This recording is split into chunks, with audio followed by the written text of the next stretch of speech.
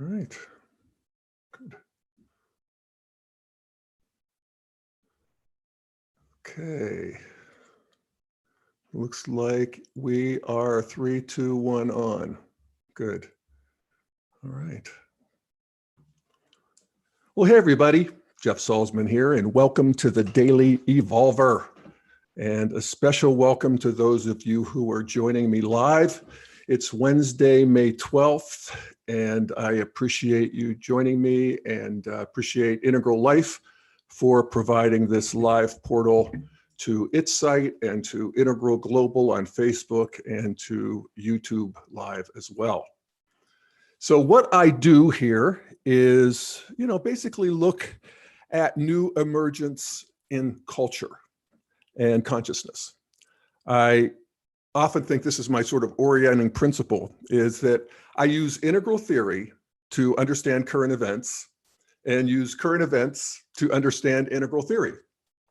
And so I just wanted to, look at a few stories that have hit my attention in the last week.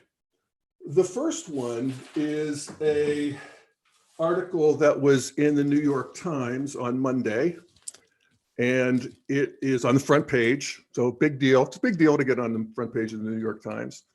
And the title of the article is "Psychedelics Are Poised to Reshape Psychiatry." And they're talking about this new proliferation of the use of psychedelics with therapy in treating things like PTSD and depression and so forth. They wrote about the first phase 3 clinical study of ecstasy, which is MDMA, and they found that that drug, paired with counseling, brought marked relief to patients with severe PTSD, post-traumatic stress disorder. And this was just weeks after a New England Journal of Medicine study highlighted the benefits of treating depression with psilocybin, which is magic mushrooms, and how this excited scientists, psychotherapists, and entrepreneurs in the rapidly expanding field of psychedelic medicine. And it's a big, long article, and they talk about all the moves in culture and how Oregon has approved psychedelics, or at least magic mushrooms, for therapy. And Denver and other cities have officially decriminalized it, but that it is de facto decriminalized, at least federally, and that the Department of Justice has taken a hands-off approach. So, wow, I think this is really significant in the evolution of humanity. I think psychedelics have been very important in the evolution of humanity. And in fact, there's an interesting theory. I remember being struck by it back, I think it was the 80s, in a book called Coming of Age in the Milky Way, written by scientist Timothy Ferris, where he presented the theory that mushroom spores, which are actually so small they can actually move through outer space, that they were seeded into the universe and fell to Earth, and they created magic mushrooms. And these are the things that proto-humans ate to wake up to being conscious and self-conscious. And, I don't know about that, but certainly indigenous people for millennia have used psychedelics as ways of accessing wisdom. And so that's what we're doing here too. And a couple insights, I think, that Integral helps us to have around this phenomena. And that is, one of the first ones is that psychedelics help us to more stably experience absolute reality. And that's an important thing, because this is a principle that is expounded on in virtually every religion. I don't know one that doesn't, that there's a world beyond our world of form, that there's an absolute reality as well as a relative reality, and that they are intertwined, but they are both online. And relative reality is the world of form. It's the world of time and space. It's the world we recognize, the world we live in, the world of being a subject in a world of objects. And even the quadrant map is, in aqua theory, is a map of relative reality. The interior quadrants are also part of time and space. That is thought and consciousness and culture. These are non-material, but they are form. They are non-material form. So they're still on the relative side of the street. Absolute reality, which is what psychedelics give us a stable, predictable access to. Absolute reality is the reality out of which or within which relative reality arises. And it is described as oneness or Godhead. It's often paradoxical. It's empty and full, emptiness and fullness. It's cessation of all things, as well as infinite creativity. You can't get there with words. Words and thought are limited to relative reality. But we can get there in our experience. As I said a minute ago, absolute reality and relative reality are both fully online at the same time, all the time. And we can feel it. We have access to it. We have sparks, insights, sometimes the whole relative reality matrix sort of, we have a chasm, we have the veil lifts, and we can, feel into absolute reality and its qualities. And this is the religious view that I think is that all humans till modernity bought into, is that this absolute reality is intelligent. There's a source of wisdom there. It's loving in the sense that we belong there, that it feels like home, that it is an ultimate relaxation, and that it is creative. And I guess the best word is it's aware. It's awareness itself. And it's the part of us that doesn't ever change. There's nothing can hurt it. It's eternal and infinite. And eternal, not in the sense of millions and millions of years and billions, but eternal in the sense of being outside of time. And infinite, not in the sense of bazillions and bazillions of miles, but infinite in the sense of beyond space. It's what space arises in. So, this is really, feeling into this is the essence of the spiritual path. And it's interesting that Timothy Ferris theory, because in a way, what if he's right, mushrooms woke pre-humans into relative reality. Essentially, that was the fall from paradise, is when we became self-conscious and realized we're a subject in the world of objects, some of which are out to get us. And so we've been locked in relative reality ever since, and yearning to get out and touch into absolute reality. And we have developed many ways to do that. All sorts of spiritual practices, prayer, meditation, sensory deprivation, vision quests, and of course, the old standby booze and drugs and sex. They'll also get you there. Anything that gets us out of ourselves, and in the words of the 60 psychonauts, blows our minds. Travel, roller coasters, all of that. So we're always looking for something to take us out into the moment, actually. And so it's interesting to see that psychedelics can be, it's certainly no surprise that psychedelics can be used in psychotherapy. I might argue that psychedelics have been a very big part of my own mental health, actually. I have done maybe a dozen trips in all my life, and I don't think any for the last 20 years. Oh yeah, one. All mushrooms. And I had tremendous insights. It in some ways, it probably opened me up to spirit in my 20s. I was a committed atheist for most of my 20s. And I remember, the trips fairly well, some of them very well. And, what I noticed was that they can go either way. You can, there's seeing the oneness, having a stable access to absolute reality is on one hand such a relief that one of the side effects of mushrooms is giddiness and joy and humor and laughter. And I will never forget, how many times I was rolling on the floor laughing on mushrooms, but perhaps the most memorable that really gets to the essence of things was a trip with my friend David back probably 30 years ago, where we were both up in the mountains with some other people and looking around, and he was just looking around and I was looking around. And he said at one point, "There's so many things to be at one with."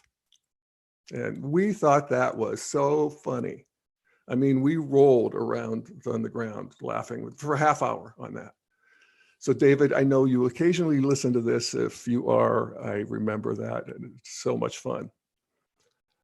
The other way it can go is bad. You can have a bad trip, and I had a few. And this is where you see, this is another, aspect of joining absolute reality, that you see the suffering of people that we put on ourselves and the futility of the ego projects that we saddle ourselves with. And it's so sad. And it feels so hopeless. And that is true. The ego projects are hopeless. They all fall away. But the absolute, eternal, and infinite parts of us don't. So if you see that, and you realize that that's like near-death experiences, people come back from them generally with less fear, because we have had a direct experience of the part of ourselves that doesn't die and that can't be hurt. And we never can unsee that. And I'm very, very grateful to that. So, this could be the next stage of psychotherapy, as they pointed out in the article. The drugs we have now are they'll be seen as fairly brutal in the future. And this may be a whole new ballgame. So I would also recommend, if you're interested in this sort of thing, that you could check out my episode that I did with Steve McIntosh, who's quite a psychonaut. And it's called The Spiritual Adventure of Psychedelics. And it's on the Daily Evolver site. All right. Okay, so the second thing I wanted to talk about a bit, and I want to show a couple clips, is I've mentioned John McWhorter a few times, and I have presented him because he's an anti-racist. Okay, he's sort of the antithesis in this woke anti-racism thing that has been presented by Ibram X. Kendi. He's sort of their ideological opponents. And I would refer to him as a conservative because of that. And I have had many of you correct me on that. And I appreciate it, because he's not a conservative. In fact, he describes himself as a cranky liberal, a Democratic voter. And that sort of qualifies him. And this is why I've been interested in him anyway, because there's a proto-integral quality to that.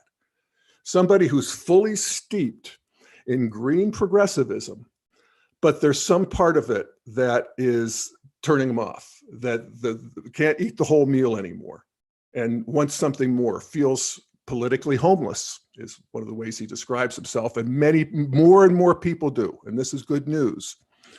So he was on Bill Maher last week, and the Bill Maher is Real Time with Bill Maher show on HBO. And Bill Maher is another one that's proto-integral, because he is also a cranky liberal who's not eating the whole liberal meal anymore. And so they had a really good discussion. And I want to play a couple parts from it because I think there's some integral lessons. Why else would I do that, right? Okay. All right, so here we go. I'm going to share my screen. And there we go. And we're going to share the sound and optimize and everything. Now we're going to share that. We're going to stop this video. And we are going to. All right, so here he is talking about Ibram Kendi's book, How to Be an Anti-Racist, which is the Bible of woke currently, that and the white fragility stuff. So he talks about both, but here he's talking about Kendi.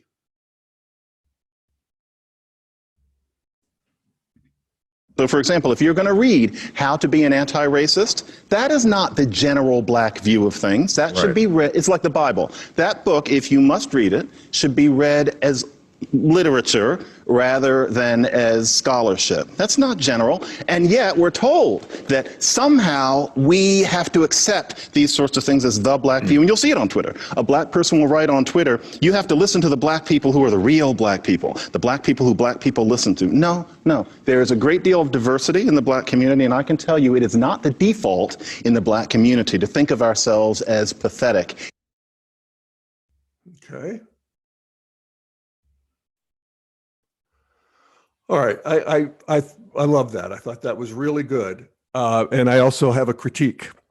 What I like is it's a point that I've been making about woke and Kendi and all of that in general, is that if you look at it as being the Bible of a stage of development, then you can see that as the Bible in the Christian Bible, which brought on the traditional stage of development, the blue amber stage of development. There are esoteric truths and there's exoteric truths. The exoteric truths are, myth, basically. Fair enough. Myth has a place in the human psyche. And it was last week I critiqued Kendi's article in The Atlantic, where he talked about the police violence against blacks and how oppressive it is and how he feels relieved when he gets home from driving somewhere and he's safe. And, if you look at the statistics, I trust that he's also relieved that he didn't get hit by an errant golf ball, because there's about as much chance of him being killed by the cops as getting hit by a golf ball. So there's, but the myth of it is not only true, but it accesses something that I talk about being the karmas of history, the othering of race, and, just the, what still exists in the interior quadrants. We get rid of, we have anti-discrimination laws that gets rid of discrimination and all of the legal structures in the right-hand quadrants. That happened in the 60s, but there's still a change of heart that is in process. And actually it's happening pretty quickly. And this woke has probably been online, really, if you think of where it was with academia. I was in the graduate program 20 years ago, was very woke. It's making great progress. And this is where I would disagree with McWhorter, is that, as he said, there's great diversity in the Black community.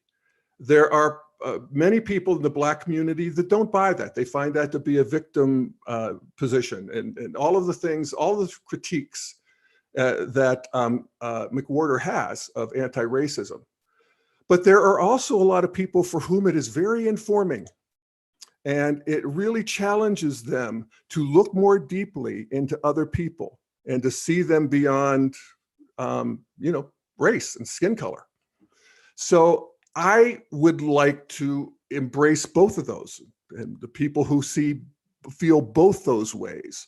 There's the so-called Martin Luther King stream and the Malcolm X stream in the Black community. And to, understand that and hold all of it a little more inclusively. All right. So then he and Bill go on with their conversation, and they acknowledge that there is indeed racism and certainly social outcomes that need to be addressed in the American culture. And then McWhorter goes on to explain that. And he talks about his ideas of change and how change happens. So I'm going to go back to sharing here.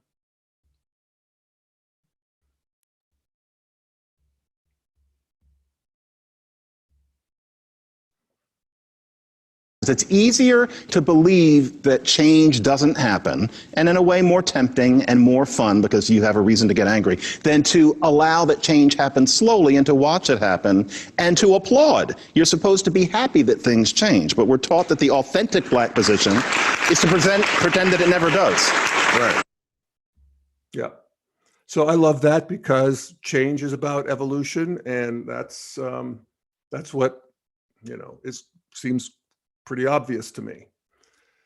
So, and this is where exoteric woke is dead wrong. The idea that it's worse now than it's ever been. Of course, they're going to indulge that in a minute here too. So I'll get to that, but I'm going to keep going. And he talks about the fruits of some of the change here in this next clip. In the 70s and 80s, Thinking America and Beyond learns that to be a racist is a terrible thing. And so everybody thinks that to be a racist is almost as bad as being a pedophile. In itself, that's great. Most people talk about not knowing history, don't understand that that's unprecedented in the whole 300,000-year history of the species, that a society would come to that realization. Yay! Yay, evolution. All right, hang on here. So yeah, I really like that point. And then they get into, what is the, actually, I was going to say they get into what is the value of woke. They don't. They actually don't.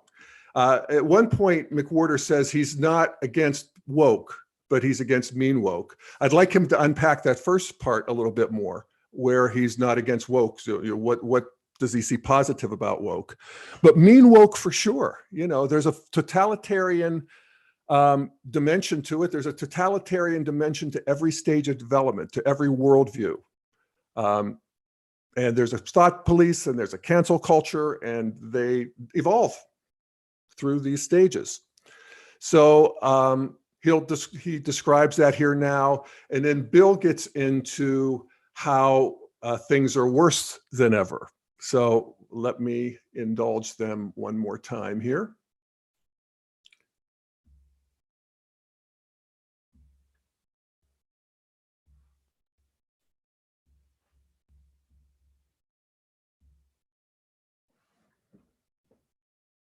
So you have a whole group of people. It's not just woke people. I don't have a problem with woke. It's woke people who are mean. The woke people who are mean, if you don't do what they say, right. They put you on social media and they say, you're a racist. And the problem is that most of us are deathly afraid of being called a racist on Twitter. All right. So here's Bill now talking about how it was better 10 or 20 years ago.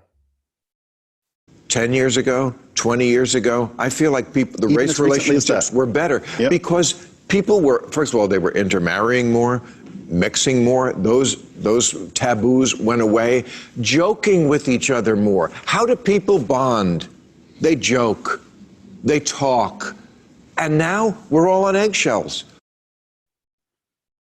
Okay.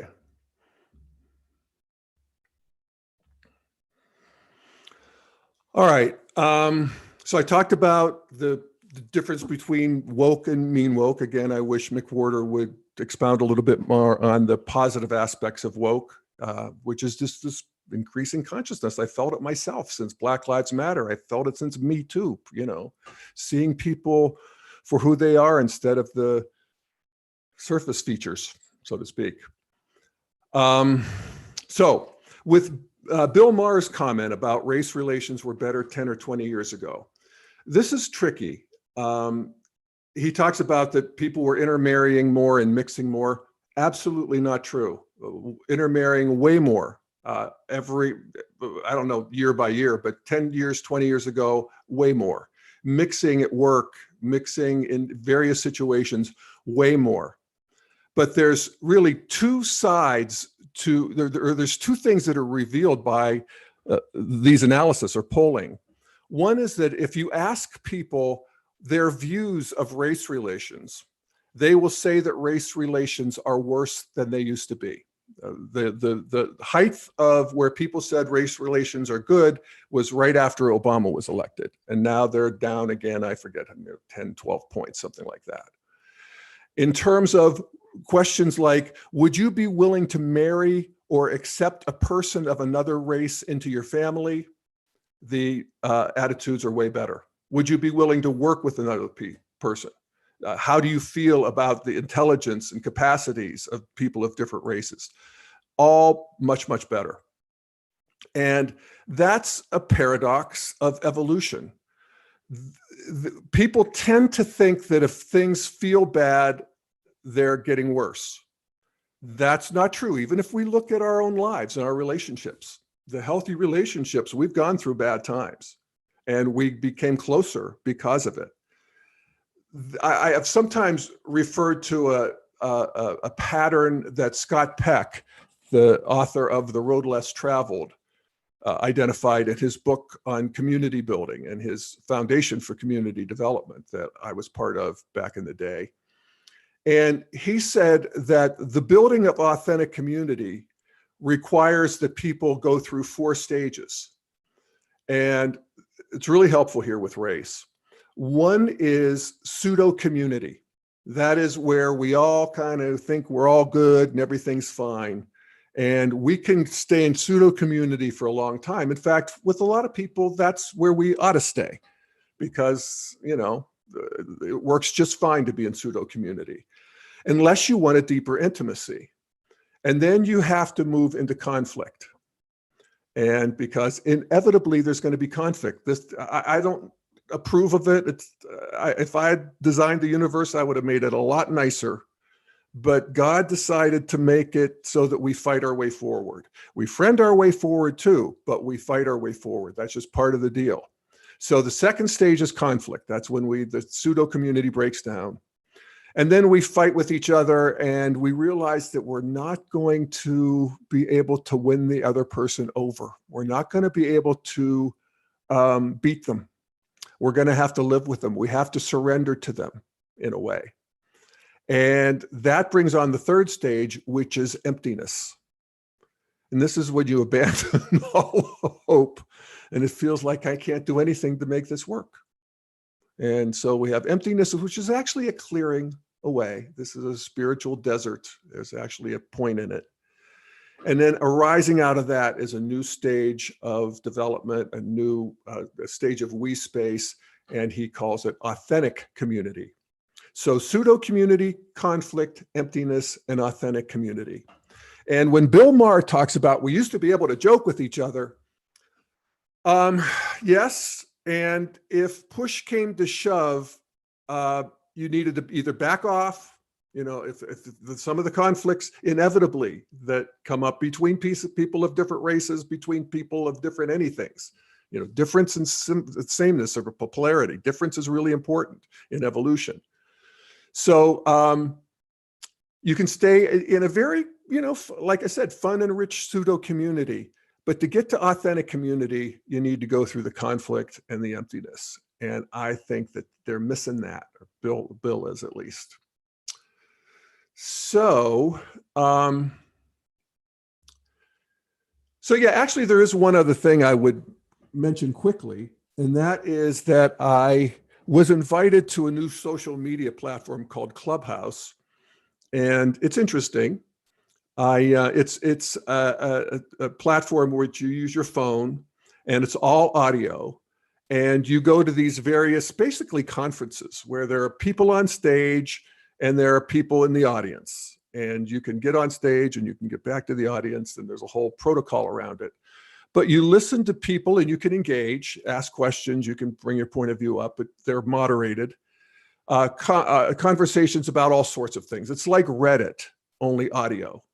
And there's an immediacy to it. There's an extra transmission because people are actually showing up and talking. You can see their little icons or their pictures. And in the last week, I spent a good bit of time just wandering around these various conversations. There's hundreds, if not thousands of them. It's growing very, very fast. And there's going to be a Twitter version. And this is the next social media. And I can see why. And what it does, the one that I was on yesterday was about what was going on with Israel in Palestine and the bombing and the whole story of it. And I don't really understand it deeply. You know, I read articles about it and I hear this pundit and that pundit. But I have to say, it was far more informative. I don't know if it was more informative, but it was a different kind of informative. To hear people who were, you know, living in Israel, who were living in Palestine, who were the professor of this, who had this NGO. These are people who are in the mix and they are fighting it out with each other. And I would say that the room was moderated passably. I'd give it a B, you know, but and it could be moderated better. I was in some rooms that were very, very well moderated, but even, you know, passable moderation was really interesting and really good because these people fought. You know, there's the one defending the Muslims, there's the one defending the Jews, there's, but intelligently because they have to fight fair. And that is key. So I'm interested in that. I just wanted to point that out. And I think that's a new emergent too. I see the downsides of social media, and I think social media has to clean up its act, and it's going to be different in the future as that act is cleaned up because there's too many cesspools. I get that. But, you know, we're even working that out. And this Clubhouse, we'll see how it develops, but it was very promising. And I find myself reaching for my phone and, you know, what is it to be ugly? Is the nuclear family a function of white supremacy? And this is moderated by this Black guy in the UK, and there's Africans and there's Americans and there's people all over the world who are opining on this. And in a way, it's like, oh my God, what a cacophony. And are we ever going to be able to get it together? It's actually, there's so much conflict that I want to move right into emptiness. It's like, I give up, you know. But I also see the fruit of it because these people are being tested and they're being argued with. And, you know, I remember growing up, nobody argued, everybody argued, but not about this kind of thing. Everybody agreed in terms of ideology. Growing up, but not anymore. And it's really, I think, fruitful to be, you know, I often say that, you know, when we fight and friend our way forward, that if we look at the evolution of humanity, we fought this is another integral map, but we fought in the physical level for most of history. And now we're fighting in what we call the subtle level, which is the realm of thought and energies and not physical. There's some happening there, but for the most part, our fighting is happening around ideologies. And that's progress because it's a lot less bloody, unless you count psychic blood, and there's plenty of that. All right. I think we're good for now. It's always a pleasure to share what I'm thinking and love hearing back from you. You can write me at jeff@dailyevolver.com. You can go to dailyevolver.com and hit the, what is it called? The communication tab or the feedback or contact tab. And you'll see a little orange button where you can leave me a voicemail, or you can send me a voicemail by email. I love hearing from you and often use your comments in episodes. So check in. All right, I think that's all for now. And so thank you for joining me. Jeff Salzman here, and we'll see you next week at the same time and same place. Bye, folks.